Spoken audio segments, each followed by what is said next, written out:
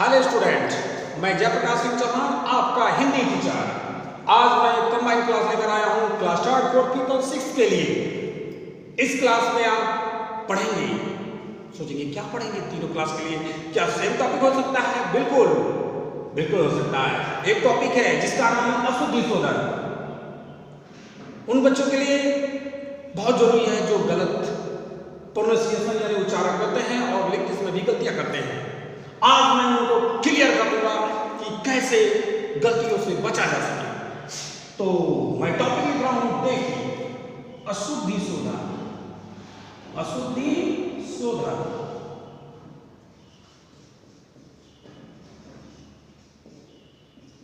फिर सोचेंगे अशुद्धि शोधन का क्या अर्थ है? क्या हिंदी में भी अशुद्धि शोधन होता है? बिल्कुल। अशुद्धि शोधन का अर्थ है कि जो हमारे मुख से निकलती है, यानी हम शुद्धलेख जब लिखते हैं या किसी द्वारा बोले गए शब्दों को, वाक्य को लिखते हैं तो कहीं ना कहीं हम त्रुटियां कर बैठते हैं। इन त्रुटियों को दूर करने के लिए ही अशुद्धि शोधन पढ़ाया जाता है। फिर सोचेंगे इसमें दो कैसे अशुद्धियां हो सकती हैं? हाँ बिल्कुल, इसमें दो प्रकार की अशुद्धियां होती हैं, एक वर्ण संबंधी, दूसरा होता है वाक्य संबंधी। यानी वर्णों में गलती हो सकती है और दूसरा शब्द। सबसे पहले हम वर्णों में देखते हैं। वर्णों में जब हमें कुछ प्रॉब्लम होती है, वर्ण या शब्द संबंधी अशुद्धियां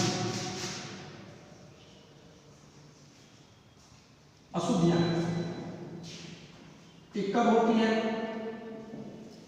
जब आप वर्णों का ज्ञान सही से नहीं रख पाते हैं या उसका उच्चारण गलत करते हैं तो वर्ण संबंधी अशुद्धि हो जाती है, जिसकी वजह से शब्द आपका गलत हो जाता है। और इसमें आप दो चीजों पर ध्यान देंगे, नंबर एक वर्ण और नंबर दो मात्रा। यदि आप वर्ण और मात्रा में गलती करते हैं तो वाकई आपका शब्द गलत हो जाता है। आज मैं वर्ण के नहीं, सबसे पहले मात्रा पर ही ध्यान दूंगा। तो मात्रा से संबंधित गलतियों अशुद्धि को दूर करने के लिए हम थोड़ा से उदाहरण लेते हैं। अगर ये चैप्टर आप लोगों ने सही से पढ़ लिया तो समझिए आप हिंदी में कुछ सीख रहे हैं। जैसे एक शब्द मैं बोलता हूं आपको, तीन शब्दों का मतलब थ्री वर्णों का, यानी थ्री लेटर्स का एक वर्ण यानी वर्ड मैं लिखने जा रहा हूं, और इसको कैसे आप अलग अलग तरीके से भी लिख सकते हैं। जैसे मैंने बोला कमल, आपने लिखा कमल, ठीक है। तो इसमें हमने कमल तो बोला, लेकिन बच्चा क्या लिख सकता है? इसको कामल लिख सकता है, फिर कमाल लिख देगा और या कमला लिख देगा, या इसको कामाला लिख देगा या कामाल लिख देगा। इस प्रकार से अशुद्धियां कर बैठता है। यानी इसमें वो बिना मतलब का, हमने बोला कमल तो वो लिख सकता है कामल, कमाल, कमला, कामाला, कामाल। फिर सोचोगे सर ये कैसे? तो मैं बताना चाहूंगा, अगर मात्रा नहीं है यानी मात्रा रहित शब्द है तो वो शब्द सीधा सीधा बोला जाएगा। जैसे कमल, कमल, हमारा जो मुख है वो ज्यादा ओपन नहीं होगा, खुलेगा नहीं, जैसे कमल। अब हमें इस शब्द को पढ़ना है तो ध्यान दीजिएगा, काम ले, कामल, कामल, कामल, यानी ये जो बड़ा है, सॉरी, का पे आ की मात्रा लगी हुई है, यही आपको डिसाइड कर रहा है कि हमें जोर किस पे देना है। इसे बोलते हैं बलाघात। यानी जब हम किसी शब्द पे बलाघात कर देते हैं, यानी जिस पे जोर देते हैं, वो शब्द अलग हो जाता है। वहां पर हम थोड़ा सा तेजी से बोलते हैं, उच्च स्वर में बोलते हैं, जैसे कामल, कामल। मात्रा का पे लगा है इसलिए इसलिए इसको अलग कर लिए, बाद वाले को बिना मात्रा वाले को एक साथ कर दिया। ऐसा भी दूसरा। अब ध्यान दीजिएगा, क बेचारा इसमें मात्रा नहीं है इसलिए ये अलग हुआ, और माल, क माल। और एक बात का और ध्यान रखना होगा कि जब भी बड़ा की मात्रा लगी होती है, यानी आ की मात्रा, तो उसको बोलते समय यानी उसका उच्चारण करते समय हमें मुंह खोलना पड़ता है, यानी हमारा मुंह खुलता है। अगर इस पर ध्यान देंगे तो कमाल, कमाल। अब ध्यान दीजिएगा, ला पे मात्रा है तो बला घात इस पे लगा था, अब इस पे लगा था, अब यहां पे लगेगा कम ला, कम ला, कम ला। देखिए क उम्मे को एक साथ जोड़ दिए और ला को अलग किए और इस पे बला घात किए, यानी इस पर जोड़ दिए तो कम ला। अब ध्यान दीजिएगा, इसमें कहोगे सर तीनों पे, हाँ इस पे तीनों पे ही बला घात होगा। कामाला, कामाला, कामाला है ये, कामाला। तीनों पर जोड़ देने से तीनों पे बराबर बराबर ध्वनि आ रही होगी।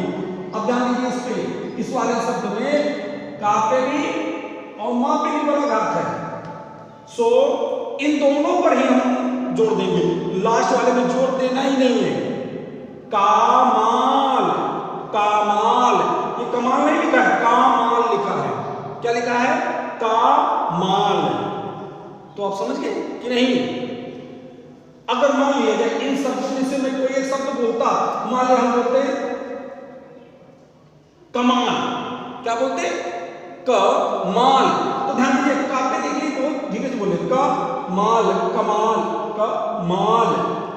लिखने के पश्चात आपको उच्चारण करना चाहिए उस शब्द का, जैसे कमाल, ये हो गया आपका कमाल। इसी प्रकार से हमने शब्द बोला सपना, क्या बोला? सपना। और सपना लिखने के लिए आपको क्या करना पड़ेगा? सप, सप। इसका मतलब सा और पा में कोई मात्रा नहीं है, फिर लेकिन ना अलग हो रहा है, उस पे बला घात हो रहा है। सप ना, सप ना, सपना, सप ना। देखिए इसलिए बड़ा की मात्रा हुई।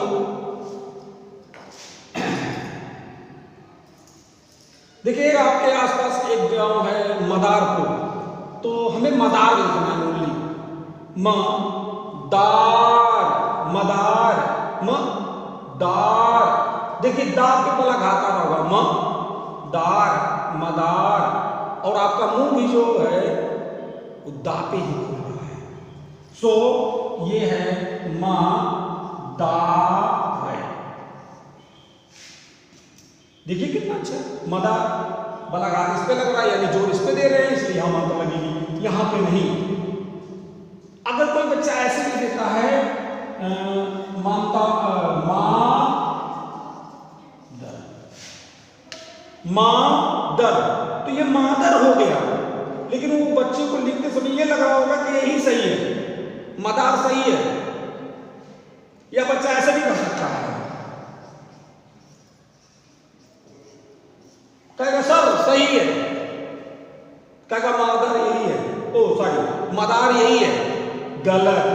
मदार आपका ये है, ये क्या है? मादर, ये मादार है, मादार। यानी जिस अक्षर पर आ की मात्रा होती है उस पे बला घात लगाते हैं, यानी स्वर को उच्च कर देते हैं, उस पर जोर देते हैं। आई होप दैट आप लोग इसको समझ रहे हैं। मैं और भी आप लोगों को बताना चाहता हूं इसमें, जैसे हमने बोला आपको कनक लिखने के लिए, कनक, क्या होगी? कनक।